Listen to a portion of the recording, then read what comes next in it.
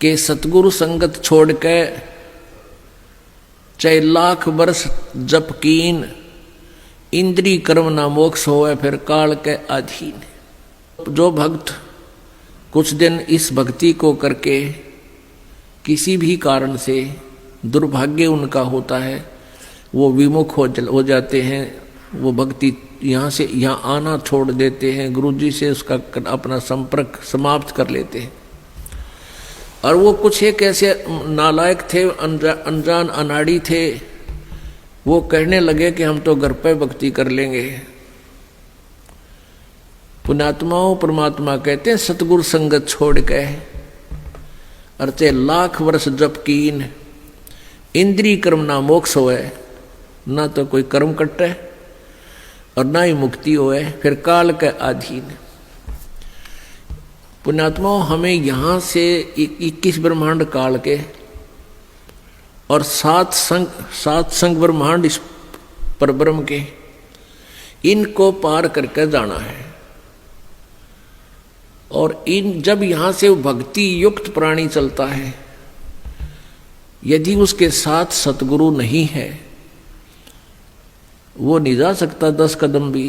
रास्ते में पता नहीं कितने कितने बखेड़े हैं। ये काल का बहुत भयंकर जाल है।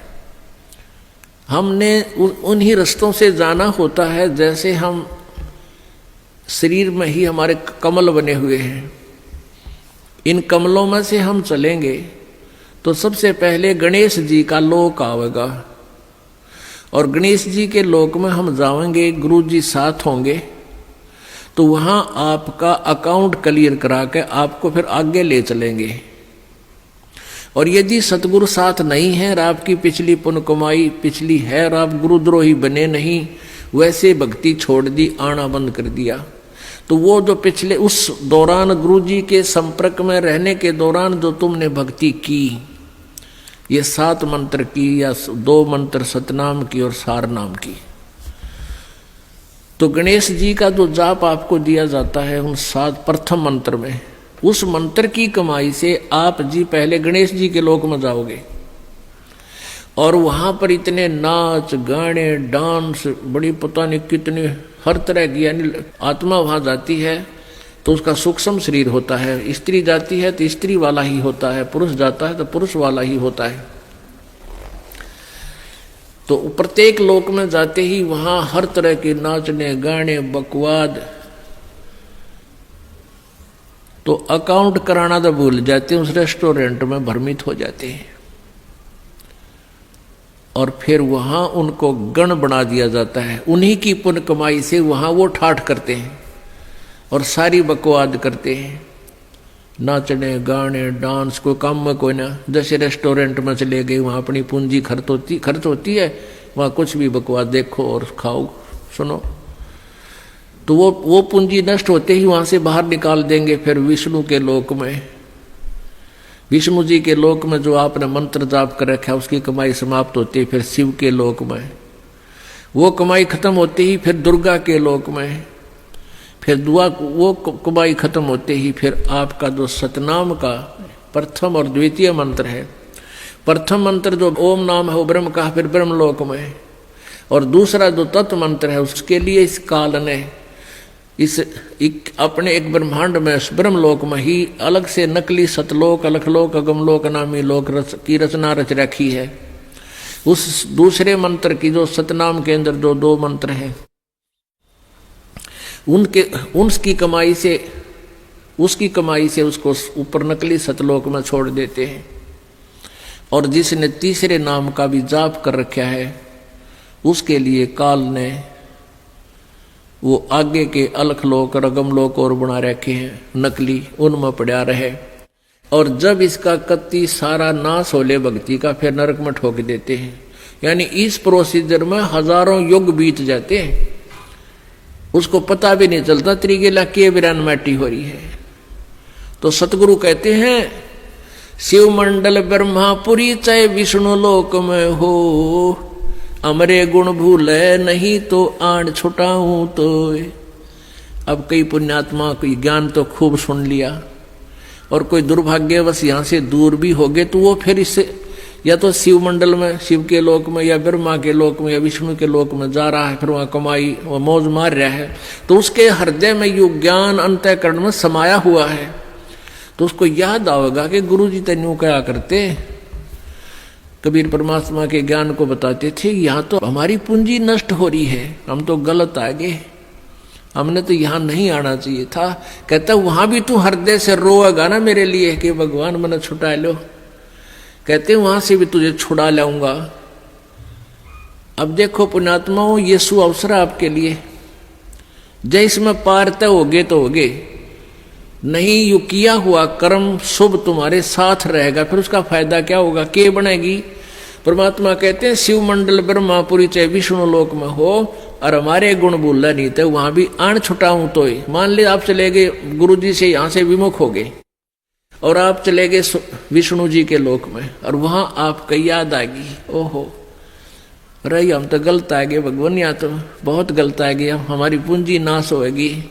वहां भी आप रोने लग गए तो वो मालिक परमेश्वर आएंगे और वहां से भी आपको ले जा करके कहाँ रखेंगे। यहाँ एक मिनी सतलोक है, प्रत्येक ब्रह्मांड में एक मिनी सतलोक है, परमात्मा का अपना राजदूत भवन है। जैसा प्रत्येक देश में प्रत्येक देश का एक राजदूत भवन होता है, ऐसा परमेश्वर का एक स्थान है। तो उन आत्माओं को जिनकी पूंजी व्यर्थ ना होने दी, जिन याद आ गई, उनको वहां से लेकर वहां रख देंगे अपने मिनी सतलोक में और बीज रूप में। और वहां परमात्मा के लोक में, मिनी सतलोक में परमेश्वर की तरफ से सब आपको सुविधाएं आहार मिलेंगे, उससे आपकी पूंजी नष्ट नहीं होगी। उस वापस फिर उस पूंजी के आधार से आपको फिर पटकेगा परमात्मा सतयुग में। सतयुग में आप हजारों लाखों वर्ष तक जियोगे, लेकिन साधना गलत करोगे, क्योंकि आप नीचे आने के बाद भगवान की कति नहीं मानते और जैसा भी काल ने भ्रमित कर रखा है वही साधना पर लगे रहोगे। लेकिन वो सुविधाएं, वो सुख आपको होंगे पूर्व जन्म की कमाई से, भक्ति से। और आप सोच रहे होगे कि मैं जो भक्ति कर रहा हूं, ये साधना कर रहा हूं, मुझे इसी से सुख है। इस प्रकार सतयुग त्रेता द्वापर में आप अपने पुण्यों का नाश कर लोगे, कभी राजा बनोगे, कभी पृथ्वीपति बनोगे, कभी स्वर्ग में जाओगे हैं, और फिर आप कलयुग में होगे। और कलयुग में आपका मानव जन्म होगा, फिर यही प्रोसीजर फिर होगा आपको, फिर कभी आकर के हजारों लाखों युगों के बाद ये सुअवसर प्राप्त होगा। जो परमात्मा की शरण में नहीं रह पाए, अभी आपको बताया 2 प्रकार भक्ति नाश होता है। एक तो परमात्मा से विमुख हो गए और उन्होंने अपने सभी मंत्रों की कमाई ऊपर ब्रह्मालोक, विष्णुलोक, शिवलोक, दुर्गालोक, ब्रह्मलोक और अलखलोक, अगमलोक में, नकली में समाप्त कर दी। उसने तो कई लाख युगों के बाद फिर मनुष्य जीवन यहाँ पृथ्वी पाओगा, और फिर सतयुग त्रेता द्वापर में जो शेष कमाई है वह खोएगा। फिर कलयुग में ही, किसी कलयुग में दाव लगे तो लगे इस समय जन्म होने का। एक दूसरा वो होगा जो परमात्मा याद आ गया विष्णु लोक में जाकर, उसको परमात्मा ले गए छुड़ा कर, अपने रख लिया मिनी सतलोक में और वहां से फिर पटक दिया। तो वो भी सतयुग से जन्म लेता हुआ बीच में राजा, चक्रवर्ती राजा, पता नहीं के बन के अपने पुण्यों को बहुत को नष्ट फिर भी कर लेगा। और फिर कलयुग में इसी समय बिचली पीढ़ी में ही दाव लगेगा, लगे तो लगे, ना भी लगे।